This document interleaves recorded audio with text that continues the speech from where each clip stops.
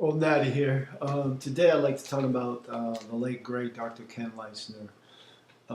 He passed away April of 2019. And I gotta say I was kind of surprised at the lack of um, interest or coverage that was online.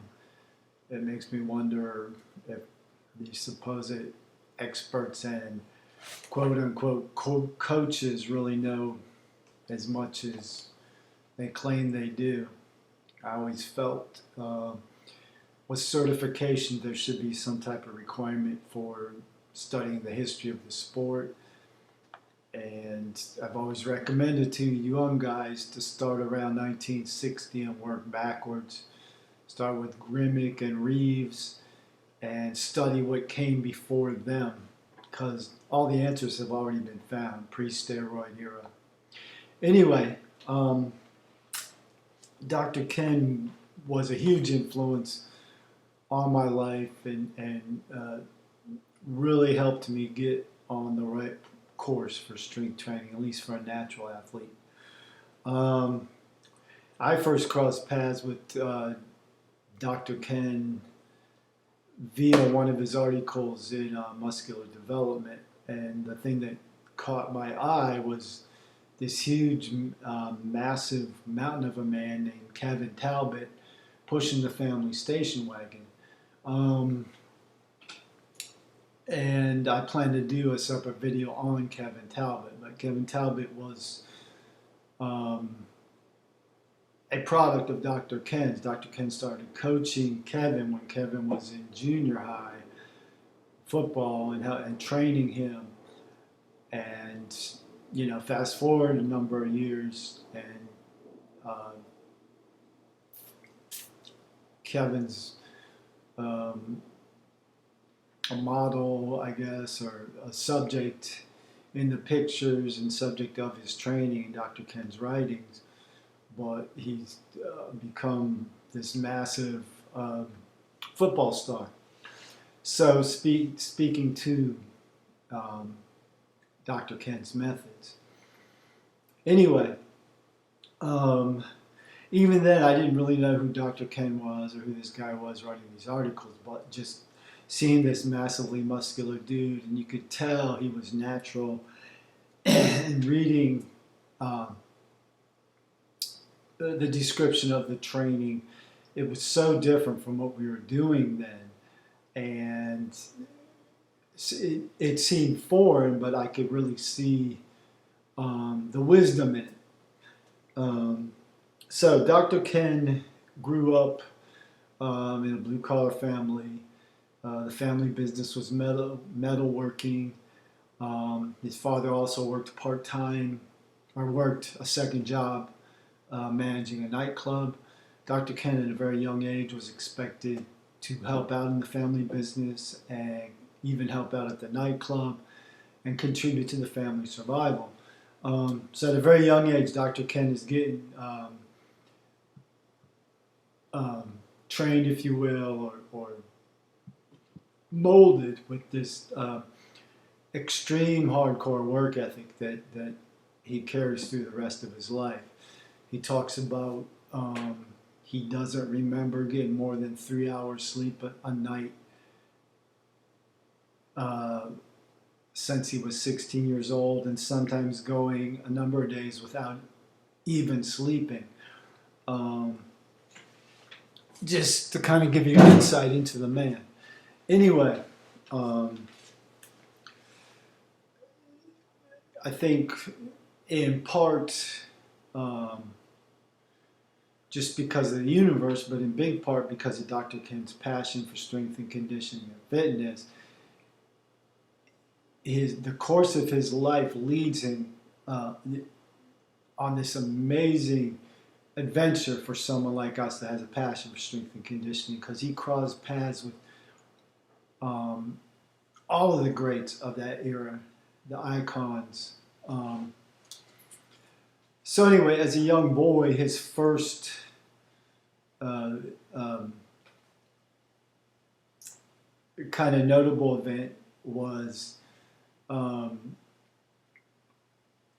crossing paths with Angelo Siciliano, and he tells a story about how this gentleman was his neighbor, lived like a block over, and he would Mr. Siciliano would come out and give all the neighborhood kids pointers on running and push-ups and sit-ups and stuff and healthy living. Um, and he mentions that, all the parents were like, you call him Mr. Siciliano. Anyway, if you don't know that Angelo Siciliano is Charles Atlas, or the guy who put out the Charles Atlas course, is the guy in the original program, designed the program, the pictures are of him, and becomes extraordinarily famous. And his course helped a lot of people. So Dr. Ken's first passion becomes football, and that's going to lead him into the strength training world. It's because of his desire to perform better on the football field that he starts physical training. In that process,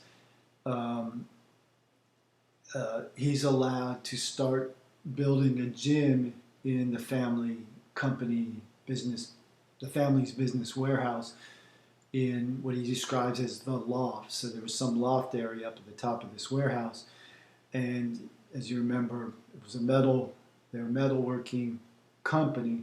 Dr. Ken is learning that business. He has skills in welding. There's lots of different metal scraps around. So he starts to put together a homemade gym for himself. He talks about using two sawhorses for dips, rigging a pull-up bar like up in the rafters, building a homemade power rack, a bench, and putting together with like just pipe and various weights, homemade weights. He at this point doesn't even own a weight set yet. A little bit down the road, through part-time work, he's able to put together the money to get an actual barbell and dumbbell set. But that's pretty much what it carries him through all the way to college. And during this time, he follows very basic routines. He first starts working out with an adjustable weight set with a cousin in the cousin's bedroom. The cousin owns it. Dr. Ken's first formal weight training program is written for him by Joe Don Loomy, who was a rather famous NFL player at the time. How their paths crossed, I'm not exactly sure. Like I said, Dr. Ken had this amazing life where he crossed paths with all the greats.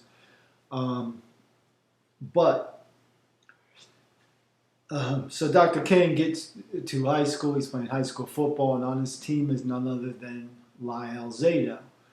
And during this time, during his high school years, Dr. Ken is full of passion for strength and conditioning, and like so many of us when we were young, looking for the answers, looking for the secrets. What's the best supplement? How should you train? So on his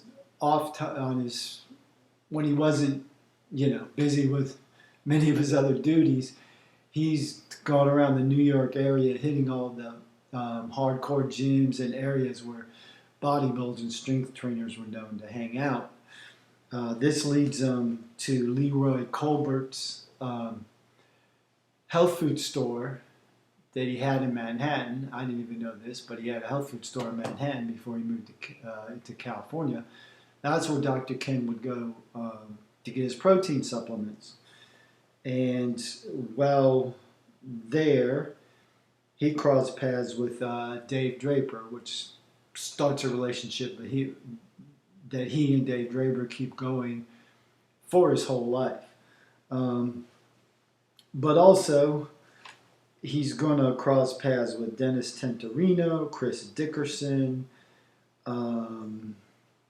Steve McCallick. This is all on the New York side. So anyway, he finishes up high school. He goes on to attend University of Cincinnati, and he's going to play football there.